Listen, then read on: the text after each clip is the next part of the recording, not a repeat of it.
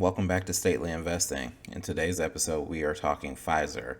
Are they poised for a comeback with their new COVID-19 drug? Stay tuned and find out more information. We're going to talk about the pharmaceutical industry, the stability of Pfizer and its business model, financial and dividend analysis, obviously the COVID-19 drug, and where Pfizer fits in my overall portfolio. So stay tuned, but first, if you want a channel that's going to help you speed up your journey to financial freedom through dividend growth investing, Stately Investing is the place for you. So hit that like button, hit that subscribe button, and turn on notifications, and let's get started. So let's talk Pfizer and let's talk the pharmaceutical industry overall. So the pharmaceutical industry is interesting because it is inherently unstable, meaning that at least in the United States, products and drugs are given a patent, right? And they have that ability from the FDA to use for therapy for 10 years. And once that patent expires, the drug typically goes generic and the original company makes no more money off of that drug. So you have this natural cliff. But before we even get to the natural cliff of 10 years on a drug, you have to make sure that the drug actually works, right? And that there's science behind it. And so you have to start off with trials, right? You have a drug that you think is promising, and you have to start off with trials. And there are essentially 3 phases and then a final approval. And so your drug can fail at any one of those 3 phases. You typically start with animal testing, and then you move into human trials. And so, throughout those trials, each phase is set up differently in order to, figure out safety. Primarily it's for safety, but then secondarily for dosage and like what amount of drugs you need to give people in order for it to be effective. And then third, to see if there's any effect. Is it actually curing what you think it should cure? So that's how it works overall. So the pipeline, that's what's called a pipeline, right? You have drugs at various stages in the pipeline, and that pipeline is extremely risky. So betting on a drug early on doesn't mean it's going to make it all the way through. And then at the final step, it doesn't mean that the FDA is going to approve it based off of the science. So overall, the industry is inherently risky, and how you get around that is by being large in size and having lots of things in the pipeline, right? And the good thing about Pfizer is that it's one of the largest biopharmaceutical companies out there. Particularly in the US, there's really only a few other companies that compete with Pfizer on its size, which is Merck and J&J, Johnson & Johnson, right? Those are really the biggest kind of pharmaceutical competitors. J&J is a little different because they also have large portions of their revenue, not directly in pharmaceuticals, but more in consumer products. So they have kind of other stabilizing forces. But Pfizer has done a good job of having enough drugs in the pipeline to generate enough revenue to keep shareholders happy and to sustain a business. And so Pfizer is in the news recently over their COVID-19 drugs because they have developed a vaccine that seems to be very effective at preventing COVID-19. So overall, we're going to look through some of their focus areas. You can see here, they focus on internal medicine, so kind of normal diseases that people acquire over time. They also focus on rare diseases. Again, they have the size to do this, so they have more research capabilities than a lot of other companies. Where they make a lot of their money is in inflammation and immunology, so treating autoimmune diseases, kind of skin diseases, those kind of things. And then mostly what we're going to talk about today is vaccines, right? So Pfizer has been doing this for, follow our century of researching vaccines. They've been doing this for a very long time in developing vaccines. So they are very fast at it. And that is one of the things that has given them an advantage in the COVID-19, pursuit of a vaccine. And then they also cover oncology, so a lot of cancer drugs as well. So why don't we jump in to the next section, which will focus on their pipeline. All right, so now that we understand what a pipeline is, let's look at Pfizer's pipeline. And they do a very good job on their site of explaining what's in their current pipeline and where things are at certain steps. You can see that they have 92 projects in the pipeline at various stages and phases, 6 at that kind of registration FDA phase.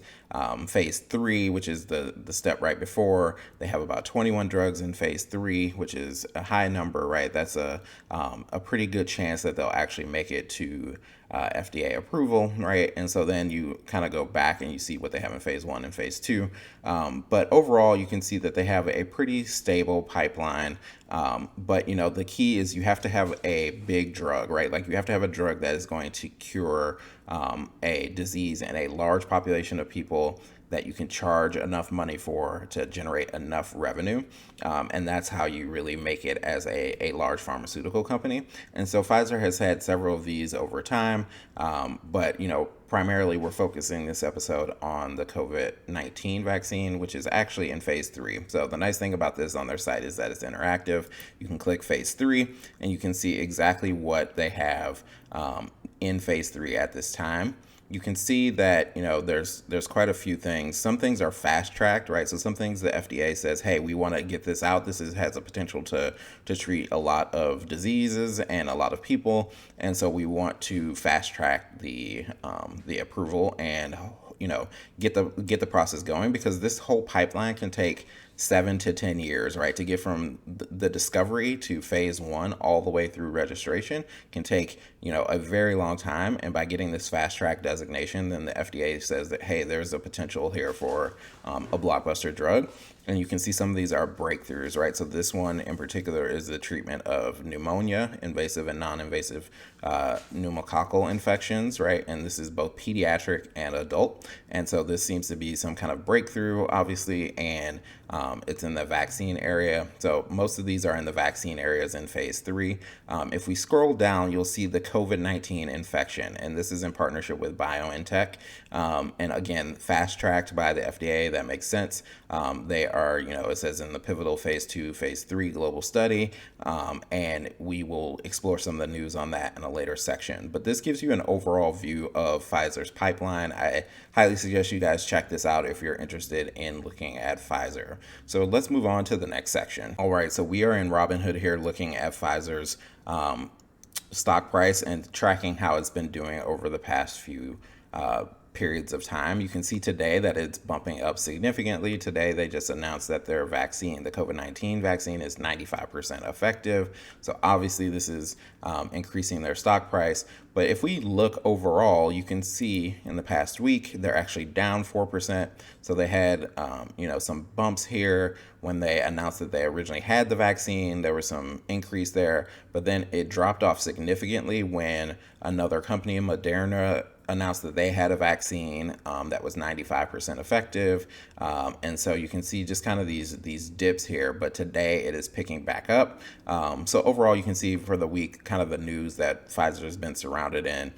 If we look at the month, you can see just kind of ups and downs here. Again, there was a large peak when they first announced the vaccine, and then it's come down over time with competition. And then 3 months, similar story, right? Like the pattern hasn't really been changing. For the year, they're pretty much flat. They have just, as of the second, have gone back positive by 1 cent for the year. So not really a strong growth stock here for the past year. And then if we look at the 5-year, we're up about 12.25%. And so overall, Pfizer has not been growing in a way that is representative of growth stocks, but Pfizer pays a dividend, right? And that's why most of us are here watching the channel. We want to talk about dividends, and so we'll get to that in a second. But first, let's look at their annual report. So we're here in Pfizer's 2019 annual report. I'm not going to drag you guys through all 140 pages, but I wanted to point out a couple of charts here. First, we're going to look at the income statement because it gives you an overall view, and then we'll look at one other chart in the financial report. And I'll put a link down below on the financial report from 2019 so you guys can check it out for yourselves. But if we look, hopefully you guys are getting familiar with what an income statement looks like. You can see that it starts off with revenue, right? So this is how much Pfizer made in 2019. You can see that this is in millions of dollars. So this is $51.75 billion. That's quite a bit, right? Like I said, Pfizer is one of the largest pharmaceutical companies out there.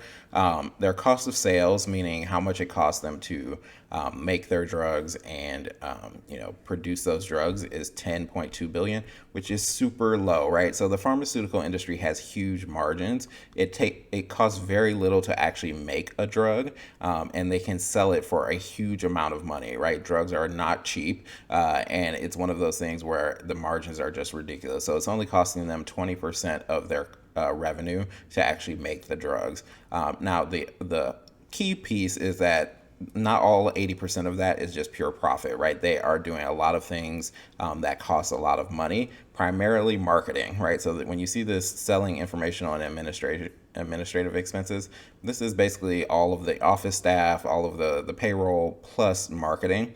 And so marketing is, eating up most of that budget, and it's around 27.7% in 2019. And you can see that it's pretty stable, right? Because in order to get people to take these drugs, they have to market.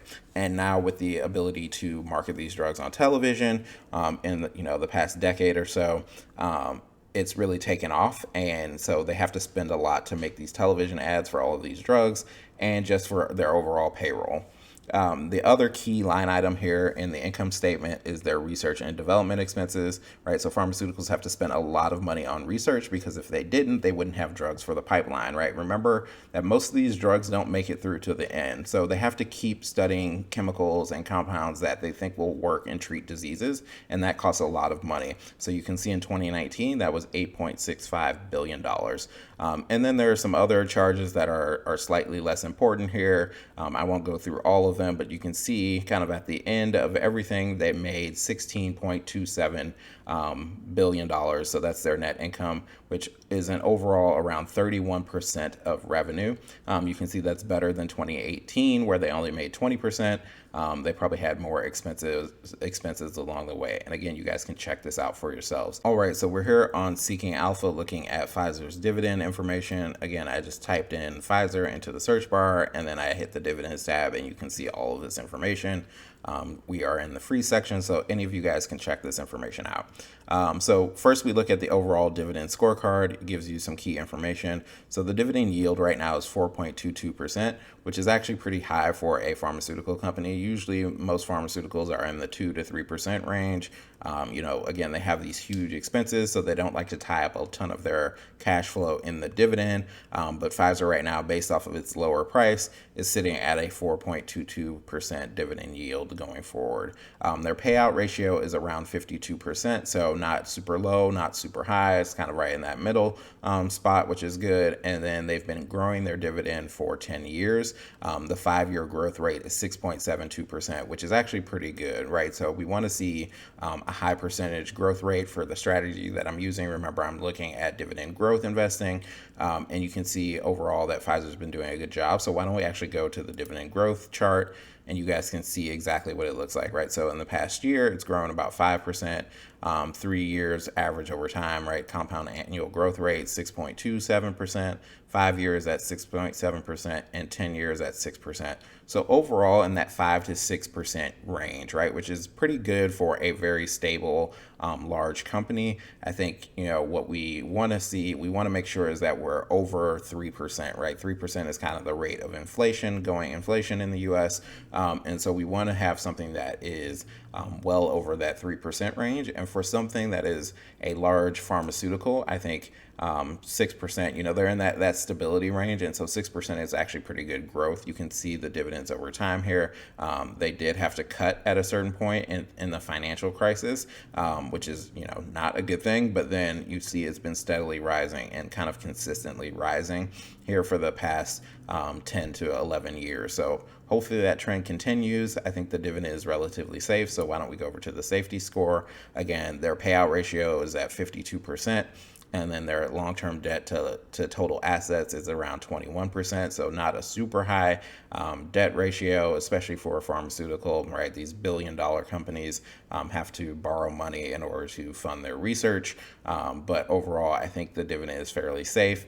And I think that revenues are going to increase dramatically. All right, so we are looking at the COVID-19 drug in particular and its effectiveness, and the reason why Pfizer stock is on the rise today. You can see it's over 3% up today. But overall, let's look at the data and why this 95% efficacy is very important and why they're seeking emergency use, which will also get the drug out there faster. So you can see from the study that there was only 170 cases of COVID-19 in the trial of more than 43,000 volunteers, right? So 43,000 people were involved in the trial, and 170 of those people ended up with COVID-19. Probably most realistically, this is about a half split. So not all 43,000 received the actual vaccine. About half of them did. And so it shows that of the 10 people who developed COVID-19, only one had or developed severe COVID-19, only one had received the vaccine. So it shows you that it's pretty good at preventing the virus and serious COVID-19 cases. It also shows that of the 170 cases, only 8 of those people had been given the vaccine. So this is where this 95% efficacy rate comes in. So only 8 people who were given the vaccine actually got COVID-19. And then of the 10 people who developed severe COVID-19, only one had received the vaccine. So this is very strong. As it says right here, the data is very strong. It looks like the drug is effective. Obviously, viruses mutate, and so it's effective for this strain of COVID and is able to prevent it in 95% of its cases. It's actually more effective than first thought. And so this is a good thing, right? COVID-19 hopefully will be treated here soon at the kind of the end of the year, beginning of 2021. And like I said, Pfizer's distribution network allows it to get the drug out there to a wide array of folks around the world. So assuming that this effective metric holds up, then I think Pfizer will be in a good position going forward. So why don't we jump to the last section and show you guys how Pfizer sits in my overall portfolio. All right, so we are in my overall portfolio here, my M1 passive income portfolio, and we are looking at my holdings for the account. So we are looking at Pfizer, and let's scroll down here and you can see Pfizer is sitting at, I have about 23 shares of Pfizer. Again, my average price is $35.60, and so I've only gotten a gain of around 4.3%. However, the value, and that equates to the value, right? So the price times the share plus the gain equals the value. So right now it's sitting at around $853. So one of the smaller stocks within my overall portfolio, my M1 portfolio, I think when I positioned Pfizer in this portfolio, I thought of, hey, this is a stable dividend and it is not a super high grower, so I'm not going to allocate a ton of money to it. I think that is potentially still the case. I think their share price will take off. I don't know that their dividend will increase too dramatically. Pfizer has been pretty good about remaining consistent and having that consistent growth. And not every stock in my portfolio is a high yield stock, right? I don't chase yield in my dividend growth portfolio. I don't recommend that you chase yield either. I think you need to look at the fundamentals of a company, understand what it's doing. We know that Pfizer is one of my stability companies, one of the large kind of pharmaceuticals I have. Other pharmaceuticals in this include Novo Nordisk, which I think has higher growth, and that's dividend growth in particular, and that's why there's a slightly higher value here. You guys can check out my video on Gilead Sciences. I'll put a link up top and down below so you can check that out. But overall, I think, this is about stability with Pfizer. Why don't we jump in here and get a little more data, and you can see, again, it's making up, 1% in my 60% portion and 4% in my 40% portion, right? So overall, it's sitting right around, 2% of this overall portfolio here. And so that's pretty low, but it's a valued piece of my portfolio. I wouldn't remove Pfizer for any reason. I think they have a very stable pipeline. They have, like I said, I think their share price is going to increase. And you can also see that there have been some recent buys of Pfizer in my portfolio. So, it's been, underpriced basically according to the allocation that I have for my portfolio. And so M1 has decided, hey, this is a good time to buy Pfizer. The price is low. It's below his allocation. Let's go and purchase some more of that stock. You can see just yesterday that, $21 worth of Pfizer stock, so almost a share was purchased. It kind of shows you that, hey, it's undervalued right now. I think it's undervalued, and I think it will continue to grow in its value. And so it's something that you guys should investigate if you think it is worthwhile. Overall, I'm positive on Pfizer. I think their COVID-19 drug success will set them up well for the future. They have a solid pipeline, a consistent pipeline, and even though they haven't grown dramatically over the past 5 to 10 years, I think there is some blockbuster potential there and something that will pay out a dividend, for a very long time, whether they have another huge blockbuster drug or not. And so you guys should consider adding it to your portfolio. So I hope you guys got a lot out of this video. Feel free to leave a comment below on if you agree or disagree with me on Pfizer's position, and I will see you guys again next week.